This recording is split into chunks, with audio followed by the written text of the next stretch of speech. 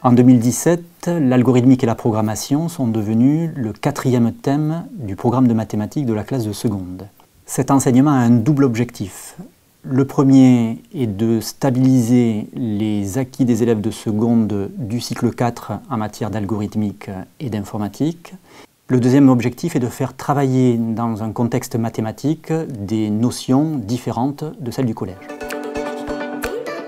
À la fin de la classe de seconde, l'élève doit être capable de lire et comprendre des algorithmes écrits en langage naturel et en langage de programmation. Il doit être également capable d'écrire des petits programmes simples. Et enfin, il doit être capable d'analyser et de comprendre des algorithmes plus complexes qui lui sont donnés. Pour atteindre ces trois objectifs, l'élève doit maîtriser à la fin de la classe seconde la notion de variable informatique, la notion d'instruction conditionnelle et de boucle, et également la notion de fonction informatique. Python est un langage textuel dont la syntaxe est facile à apprendre. Même si les mots-clés sont en anglais, ça ne pose pas de difficulté pour les élèves. En plus, c'est un langage gratuit qui peut être installé facilement sur tous les ordinateurs. Python est un langage facile à prendre en main par tous les élèves.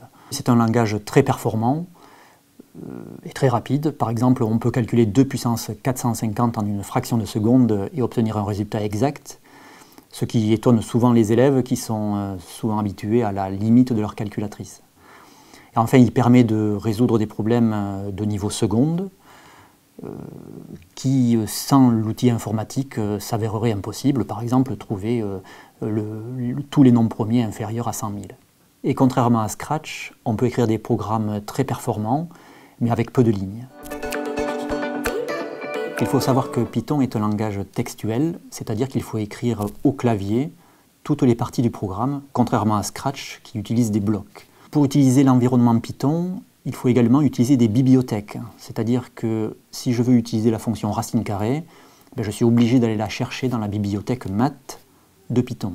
Enfin, dans l'environnement Python, il y a deux secteurs. Il y a tout d'abord l'éditeur dans lequel on écrit les programmes, et puis il y a la console dans laquelle on utilise les programmes et on lit les résultats.